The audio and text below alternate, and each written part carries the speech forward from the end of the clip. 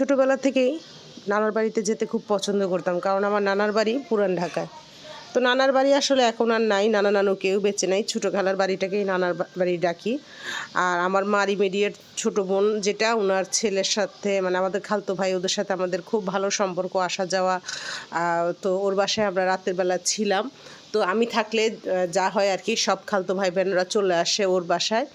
তো রাতের বেলা সারা রাত এই দুষ্টামি করে টোরে আমরা মানে রাতটা পার হয়ে গেল, একদমই ঘুম আসে না। আর এমনিতেও আমি জায়গা চেঞ্জ করলে আমার ঘুম আসে না। তো সকাল তখন মাত্র আজান শেষ হয়েছে, মানে মাত্র সূর্য ওঠেনি, এখনও আলো হয়েছে। তো আমার খালাতো ভাই বলতেছে, চল তোদেরকে মাঠা খেতে নিয়ে যাব। হাজারীবাগ পার্কের সামনে মাঠা বিক্রি করে, খুবই মজার মাঠা। তো ও আমাদেরকে নিয়ে আসলো মাঠা খাওয়ার জন্য। আমরা যখন মাঠা খেতে আসছি তখনও মাঠাওয়ালা আসে নাই, তাহলে মনে করেন কত সকালে এসছি। এইদিকে মাঠে কিছু মানুষ না মানে হাঁটার জন্য এবং খেলার জন্য চলে আসছে। আমরা অবশেষে চলে আসলাম, মাঠাওয়ালা সব কিছু রেডি করছে, ততক্ষণে আমরা চলে আসলাম মাঠাওয়ালার কাছে।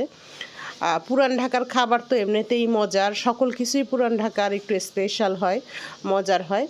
তো পুরান ঢাকার মাঠা একটা অভিজ্ঞতা আর কি হওয়া। তা আমার অবশ্য মাঠা খাওয়ার অভিজ্ঞতা খুবই কম, আমার তেমন একটা নাই। খুব ছোটোকালে আব্বা সকালবেলা যখন হাঁটতে নিয়ে যেত খাওয়াতো, এখন আর ওইভাবে খাওয়া হয় না। তো ওরা প্রথমে গ্লাসে করে দই দেয়, তারপরে দইয়ের সাথে ছানা দেয়, ছানাটাকে ভালো করে ফেটে তারপরে মাঠার পানিটা দেয়। তো দেখতে ভালোই লাগলো, মানে খেতেও ভালো লেগেছে। আর সব সময় খাই না তো এই জন্য আমি তেমন একটা পার্থক্য বুঝি না।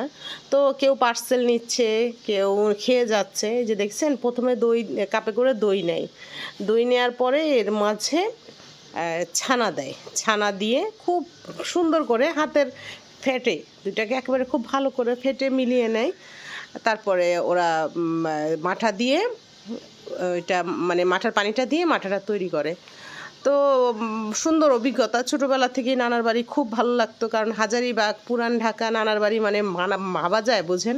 আমার বাচ্চারাও এখনও খুব পছন্দ করে, নানার বাড়ি যাব বললেই ওরা মনে করেন ওদের একেবারে অস্থির অবস্থা হয়ে যায়। আর তার চেয়ে বড় কথা, আমার খালাতো ভাইরা, আমার খালারা আমাকে খুব ভালোবাসে। আমার মারা 11 ভাই বোন হলেও কি হবে, তাদের মেয়ে কম, মানে বেশিরভাগ খালাদেরই ছেলে। তো আমার মা এবং আমার সবার বড় খালা, তার ঘরেই মেয়ে তিনটা করে, এছাড়া কারো ঘরে একটা আছে, এরকম ছেলের সংখ্যাই বেশি।